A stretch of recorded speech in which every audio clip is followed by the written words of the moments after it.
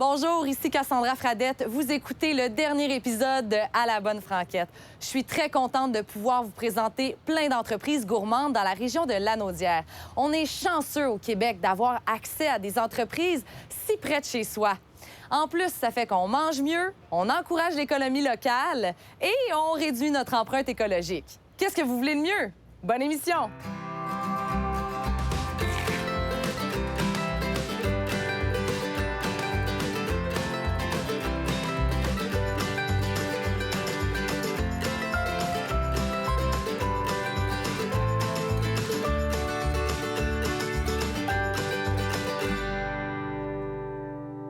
Aujourd'hui, à l'émission, on rencontre le propriétaire de la fameuse microbrasserie Maltstrom.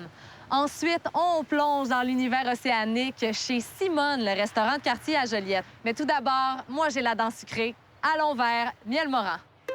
Miel Moran est une entreprise familiale qui existe depuis 50 ans. Le propriétaire a acquis le respect de ses clients pour la qualité du miel qu'il a su offrir tout au long de ses années. Il a même remporté le prix Aliments Québec 2019 pour son miel. Ils font même du vin de miel qui s'appelle de l'hydromel. On est autour d'un feu à la bonne franquette avec le propriétaire Serge Moran. Salut Serge. Allô, allô. Parle-moi un petit peu de ta passion pour le miel. Bien, nous autres, on est des producteurs de miel. On demeure à Saint-Thomas. On gère environ 400 ruches. Puis on se spécialise dans la transformation de fins produits gourmets à base de miel. Et ça a parti comment, tout ça? Ça vient de mes parents, plutôt ma mère, qui a voulu, à un moment donné, essayer l'apiculture. Elle a fait une demande à mon père, j'aimerais ça avoir des ruches. Puis c'est là que j'ai appris l'apiculture. Et c'est comment, en tant qu'enfant, grandir dans cet environnement? Il faudrait en parler à Timothée. Ah, oui, votre fils? Non, c'était honnêtement, c'était moyen. Moyen. Comment ça? Ben, quand on est jeune, j'ai pas l'âge de 10 ans, 12 ans, puis là, mon père, il me disait, bon, ben, viens-t'en, on s'en va dans les abeilles. Faut pas que t'aies peur trop, Ça me tentait plus ou moins, mettons, là. Puis bon, tranquillement, ça s'est... Timothée, il est comment par rapport à toi quand t'étais jeune? Moyen. Moyen aussi. Donc, c'est pas passionnant au départ. C'est ça. C'est un goût qui se développe. C'est de l'apiculture, hein? On est avec les abeilles. Pas juste Timothée, il y a Angéline, il y a Félix, la petite dernière. Je pense qu'ils vont être bien volontaires à venir dans les ruches. C'est quoi, toi, ton produit coup de cœur? Ouais, l'hydromel... Ça serait le coup de cœur? Je sais pas si c'est parce que c'est de la boisson, là. Ça tombe de même. Mais justement, là, parle-moi un petit peu de l'hydromel. Ouais. J'ai jamais entendu parler d'un vin fait à partir du miel. Donc, je pense que ça vaut la peine qu'on en parle. Ça, c'est incroyable parce que l'hydromel, c'est la ou une des plus vieilles boissons au monde. Là. En plus? Oui. Cléopâtre, là, tout ça avait bien du fun, apparemment, avec l'hydromel. Nous autres, on en a 3. Chaque hydromel, on les explique si les noms, c'est quoi. Ouais, est-ce que tu veux goûter? Bien, certainement, ça me fait plaisir. Bon, le vol nuptial, c'est notre premier. C'est le plus doux. Moi, personnellement, je le prends souvent. En apéro, j'imagine? Ou... Apéro, digestif, après-midi, mais avec une glace. Avec une glace. Oui. Bien, dans mon cas. OK. C'est un bon vin. Je vais t'accompagner. OK, parfait. C'est quoi les notes au goût, les notes de saveur? Oui, c'est sûr que... Santé? Oui, santé. C'est un vin de miel. Alors, c'est une fermentation de l'eau, du miel, il y a des levures. OK. Puis, ça reste sucré. On dirait quasiment qu'on croque dans les alvéoles fraîches. Très bon. On va passer au prochain. C'est notre dernier. OK. C'est un hydromel, mais c'est un fortifié. Oh! C'est qu'on a 20 d'alcool, ça remplace un porto. Okay? Santé, merci. Cheers. Hey, bienvenue. Ah oui, il est très, très savoureux, hein? C'est ça. Très goûteux, long en bouche. L'alcool aussi qu'on goûte. Puis... Là, en terminant, peut-être que bientôt, on va les retrouver à la SAC. Ouais. Je vous le souhaite, en tout cas. Oui, bien, notre demande présentement, c'est pour la Cour royale. OK. C'est le fortifié. C'est celui-là qu'on travaille à rentrer dans la machine SAQ, là. Bien, merci énormément, Serge. C'était un plaisir. C'est une très belle découverte. Là, j'espère que tu es prêt. En fait, c'est plus moi, parce que là, tu me mets au défi d'aller trouver la reine Exactement. dans le rucher. J'espère que je me ferai pas piquer. Ça va bien aller.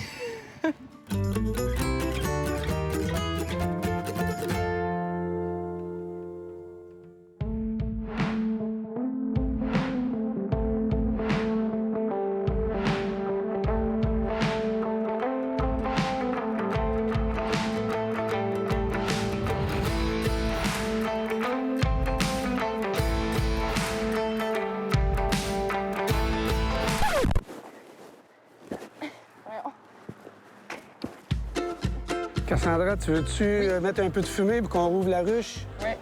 Oui, parfait. Je donne la boucane. Reviens ici un petit peu. Parfait, puis on va en mettre ici un petit peu en dessous. OK. Oh mon Dieu. Parfait. OK, Bon, Clé, là, c'est le défi, là. OK, Je là, vais c'est prendre trouver ça. la... Ouais, c'est trouver la reine. OK. Alors, je On en prend prends une. un cadre comme ça ici. OK. Qu'est-ce que c'est Je fait vais comme ça? tranquillement, parce que la reine est là. Oh, il y en a beaucoup. Oui. OK. Je vais regarder dans un premier temps, voir si je vois quelque chose. Oh, c'est assez impressionnant, hein? Ici, ce qu'on voit, là, ça ici, c'est du couvain d'abeilles. C'est des œufs, les abeilles vont naître. OK. Puis ici, c'est du pollen. Ils sont allés ramasser du pollen sur les fleurs. Regarde ici. Regarde l'abeille après ses pattes, des petites ben boules oui, de c'est quoi pollen. qu'elle a? Ah, ouais. C'est ça qu'elle a ramassé sur les fleurs. OK. Fait que là, on regarde, voir ce qu'on verrait. Regarde-lui, La regarde-lui reine comment il est gros. Ah, tabarouette, ça, c'est un bourdon. Le faux bourdon. Faux bourdon. C'est le mâle de la ruche. Il pique pas, lui. Lui, il pique pas. OK. Il vente un petit peu, hein? Ouais. À date, on s'est pas fait piquer, ça va bien. Ça va bien? OK. On regarde la deuxième. Oh my God! Tu vois, dans le fond, Ça c'est qui du est pollen. Tu sais. Je les vois passer dans mon visage. OK. Fait que regarde comme il faut, parce que ça se peut qu'elle soit là. Bon. J'ai la misère à me concentrer avec tout. Hey, c'est énorme. Elle est plus allongée. Ouais. Es-tu plus au centre d'habitude? Elle se promène, hein? Hey, le bruit que ça fait! Il y en a une sur moi. OK. On va en prendre un autre. OK. Regarde, je te laisse vérifier celui-là. OK. Moi, j'en regarde un autre. Attends, ça se peut-tu que ça soit elle, là, au Où milieu, ça? milieu? Ah, c'est celle-là. Ah, oui! C'est Ici. la grosse. Tu vois l'abdomen qui est plus long? Ah, ben oui. Ah, ouais. Ça. Ah, elle est Eh belle! bien, Défi relevé. Merci relevé. énormément, Serge. Elle c'est- était dure à trouver, mais on l'a eu. exact. J'ai pas encore de piqûre. On a trouvé la reine et je me suis pas fait piquer. Non, c'est correct. On s'en va maintenant à la microbrasserie Maltstrom. La microbrasserie artisanale Maltstrom était au départ la plus petite microbrasserie jamais installée au Québec. Fondée en 2016, Maltstrom vous propose des bières haut de gamme, authentiques, créatives et intensément savoureuses. Leur spécialité, c'est leur bière lager non traditionnelle et conditionnée en canette. Ils sont tellement innovateurs qu'ils font vieillir leur bière dans des barriques de chêne.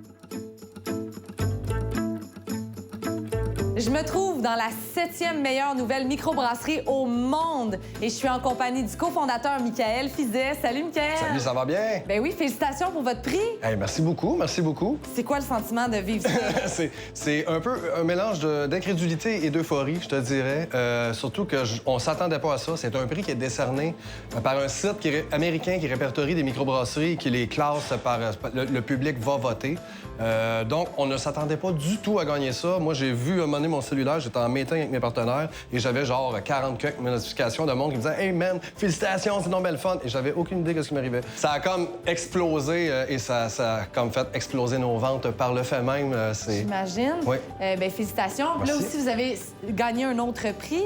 Ça fait une couple d'années en ligne qu'on garde sur le même site, on gagne la meilleure India Pale Lager. C'est un peu technique, c'est un style de bière dont nous, à Maltstrom, on fait à peu près que des lagers, c'est-à-dire des bières de fermentation basse, bières fermentées à basse température. Et bon, ben, c'est un peu notre trademark, c'est un peu comme... C'est ça qu'on aime, des bières faciles à boire, mais qui sont quand même goûteuses. Fait que ça aussi, ça nous est un peu tombé du ciel, parce que c'est pas un concours où il faut s'inscrire. C'est à un moment donné, le site, il nous envoie la médaille. Best Beer by Style, India Pale Lager. C'est fou. Oui, c'est Après fou. seulement 1 an et demi, mais est-ce que tu brassais de la bière avant ça?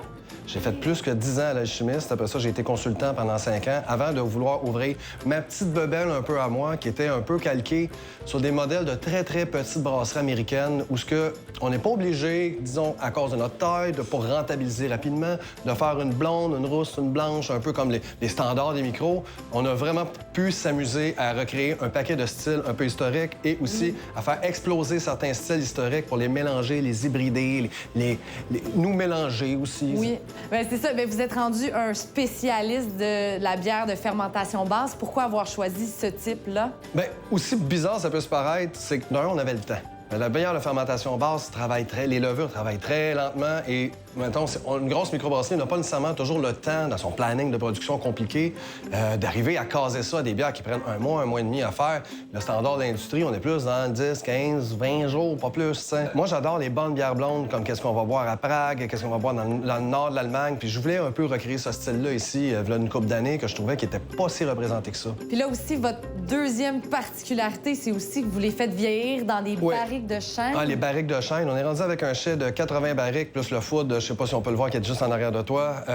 C'est un food de Riesling allemand qui a déjà une quarantaine d'années, de 1250 litres.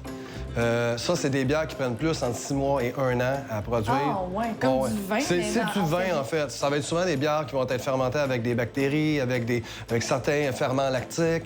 Ça va aller chercher justement des notes qui vont être très boisées, souvent très acides. C'est des bières assez relativement acidulées. C'est une bière qui est funky, c'est une bière qui a un paquet de saveurs comme... Il y a du zazz, il y a du wow. Yeah. On aime ça. Qu'est-ce qui te tient le plus à cœur là-dedans? J'ai entendu dire le respect, c'est important pour toi. On est une petite équipe, on travaille tout le monde ensemble en ce moment. C'est du monde qui travaille un peu partout. C'est pas tout le temps évident parce qu'on travaille très fort, mais pour moi, c'était très important que tout le monde qui travaille ici se sente à l'aise, se sente comme dans une grande famille. Même si on est en fait aussi sur une petite famille. On a l'écume et mauve et la nuit séduisante. Ça vient de où, ça? Ça, c'est un brainstorm d'équipe pour trouver le nom. C'est appelé à peu près 12 façons différentes. Un peu la technicalité du brand de toutes nos bières sûres aux fruits, c'est qu'on leur trouve des noms le plus long possible. Tu aimes beaucoup la Comme un jardin sous acide? Oui, j'aime beaucoup cette bière. Y a-tu une histoire particulière? Mais pour répondre à cette question, je vais avoir besoin de ma moustache d'urgence. Oh. Italienne Plummer. Gros modèle. Donc? Cette bière-là a commencé tout simplement... on voulait faire une déconstruction d'un pot de confiture. Fait qu'on est parti d'un pot de confiture fraise rhubarbe. Le nom, à coucher dehors, a commencé par la grand-mère est sur l'acide, la confiture est sur l'acide, après ça, le jardin est sur l'acide comme un jardin sur l'acide. Ah, ben... Souvent, c'est ça, il y a une espèce de build-up qu'on va faire avec ces genres de noms-là, qu'on s'amuse entre nous autres aussi. Je pense aussi un petit côté de pas se prendre au sérieux. Ouais, mais Parce c'est... que, ça va être des produits très en demande, mais on fait juste de la bière quand même. C'est juste de quoi qui épanche la soif et c'est bon, t'sais. Mais c'est parfait. Justement, on s'en va jouer à un jeu à Je n'ai jamais. Est-ce que t'es prêt?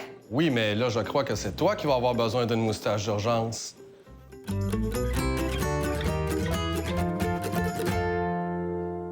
On va jouer à Je n'ai jamais avec Michael et on va lui dire des choses et s'il l'a fait, il boit.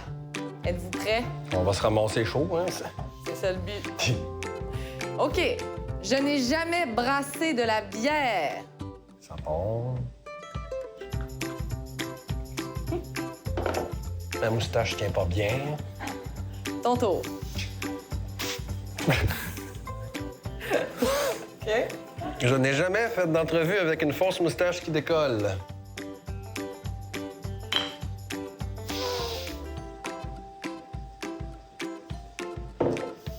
Je n'ai jamais daté un client.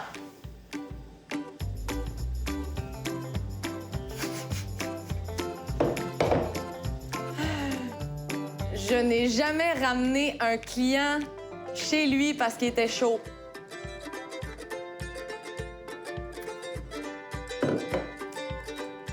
Elle est bonne pareil. C'est bon, hein? C'est pas vrai ce qu'on fait, mais on fait juste boire. Je n'ai jamais mélangé trop d'alcool à en être malade.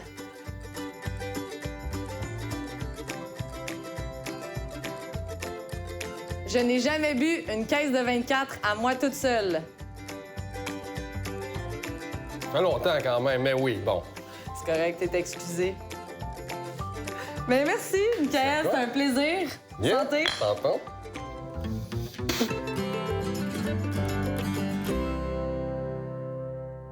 Si vous aussi, vous voulez goûter à leur bière funky, eh bien, ils ont plus de 200 points de vente à travers des épiceries et des détaillants spécialisés.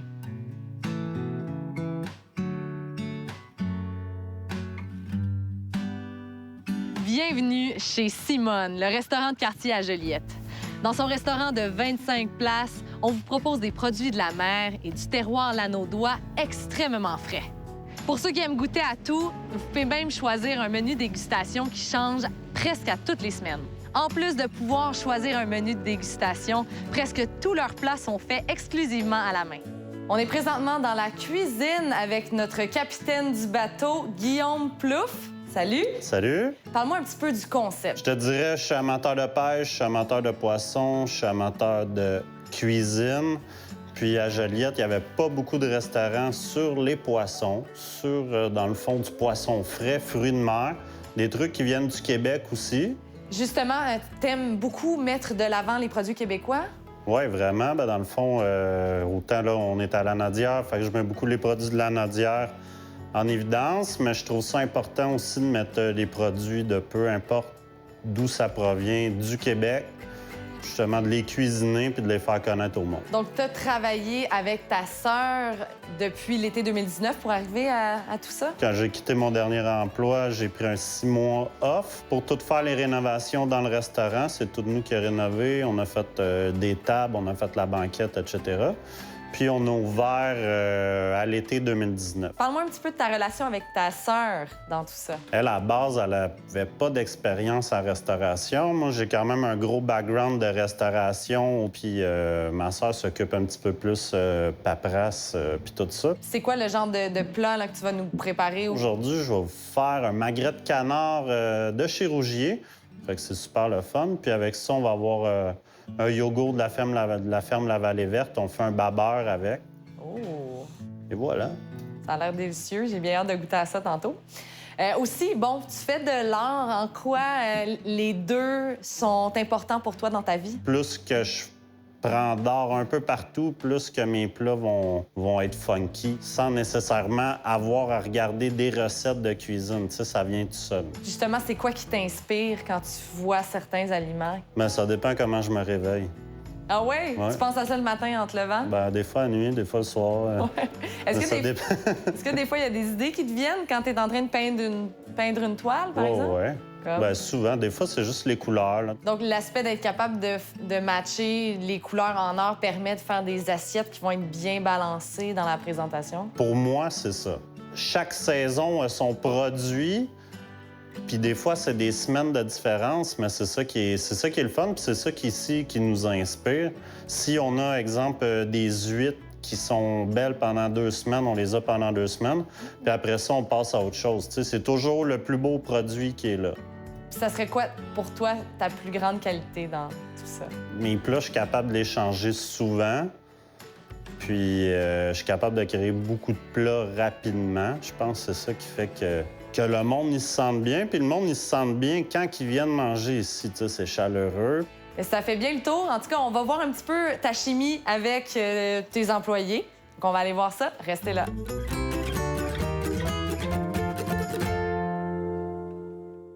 Guillaume, Laurence, vous travaillez beaucoup en cuisine ensemble et je voulais savoir si vous vous connaissez bien.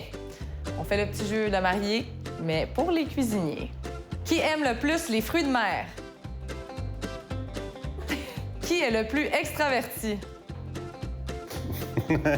Qui passe le plus de temps à manger? Qui est le plus maladroit? Qui est le plus sévère envers lui-même? Oh, j'aime ça, Laurence. Qui est le meilleur pour ouvrir des huîtres? Qui est le plus ponctuel? Personne! Qui binge le plus des émissions Netflix? Oh! Qui mange le moins bien en dehors du resto? Oh! Qui fait le plus le ménage? Qui s'habille le mieux? Oh! J'aime ça. Qui fait le plus d'erreurs? On n'en fait jamais. Personne! Oh! Oh, oh! Merci, la gang, c'était vraiment cool. Merci. Notre parcours est officiellement terminé et ce qui en est ressorti, c'est la qualité des produits offerts et la fidélité de la clientèle. L'expression « y goûter, c'est l'adopter » fait maintenant tout son sens parce que même moi, ça a changé ma façon de consommer. Il était temps qu'on laisse la chance aux entreprises lanaudoises de se tailler une place dans notre garde-manger. Merci à tous d'avoir été là. Merci de m'avoir accompagné. Et on se revoit bientôt pour un autre tour de la Naudière à la Bonne Franquette.